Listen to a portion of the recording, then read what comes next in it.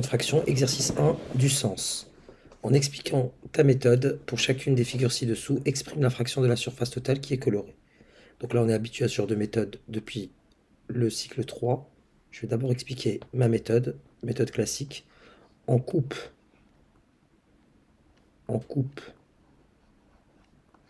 ici c'est des carrés, la surface totale,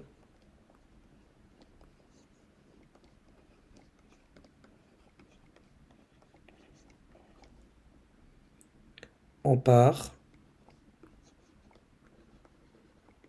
toutes égales, en parts, toutes égales, égale à quoi? À la plus petite part, ce que j'appelle entre guillemets la plus petite part, qu'on peut toujours avoir plus petit. La plus petite part. Il y a un élément que je vais appeler la plus petite part et je vais découper ma figure selon cette plus petite part. Pour le premier, effectuons-le directement. Donc là, on voit clairement que c'est ce triangle-là, isocèle. Donc j'effectue mon découpage pour voir j'en ai combien. Voilà. Je croise mes diagonales et j'ai mon découpage facile. Je veux vraiment que vous puissiez le voir. Et on voit clairement que dans chaque carré, il y a 4 triangles. Et il y a 4 carrés au total. Donc 4 fois 8, il y a... Donc 4 fois 4, pardon. 4 fois 4, il y a 16 triangles isocèles comme celui-ci que j'ai identifié comme étant la plus petite part. Et sur ces 16 au total, sur ces 16, il y en a combien qui sont colorés? Bah, comptons-les. Il y en a 1, 2, 3, 4, 5, 6 et 7. Il y en a 7 sur 16 qui sont colorés. Passons au deuxième. J'effectue le découpage de la manière suivante. C'est visible aussi, selon cette demi-part initiale. Donc là, on va bien l'observer. Je partage cette part en deux. Ici, je prolonge.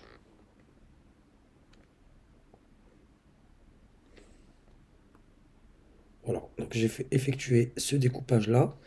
Voyons voir, il y a combien de parts au total. Donc il y en a sur la longueur 6, sur la largeur 3. Donc il y a 18 parts au total. Et sur ces 18 parts, combien sont colorées? On va les compter. 1, 2, 3, 4, 5, 6, 7, 8, 9, 10 et 11. Ce qui me donne 11 parts sur 18. Pour le suivant en bleu,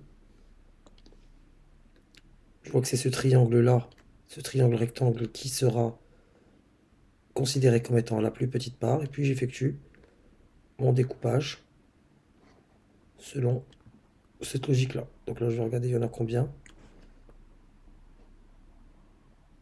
Voilà. Je découpe selon... Voilà, c'est assez grossier, je vous l'avoue.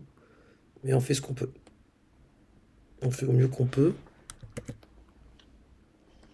Donc là, je découpe avec des diagonales. J'ai mon fameux triangle rectangle. Ici, je prolonge. Je coupe en deux ici.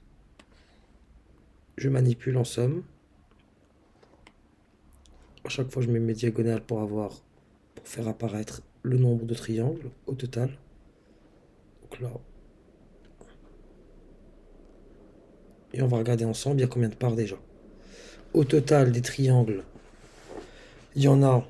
Donc, ce que je vais faire pour savoir il y en a combien au total, je vais encadrer ce carré. Je sais qu'il y en a 4 comme celui-ci. Et dans celui-là, je vois qu'il y a 8 triangles au total, que j'ai identifié comme étant la plus petite part. 1, 2, 3, 4, 5, 6, 7, 8.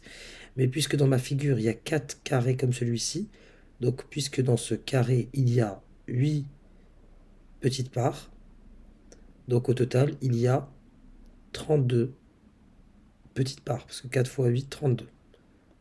Et sur ces 32 parts, j'ai combien de triangles? Rectangle 1, 2, 3, 4, 5, 6, 7, 8, 9, 10, 11, 12, 13, 14 et enfin 15. Et cela vient conclure l'exercice.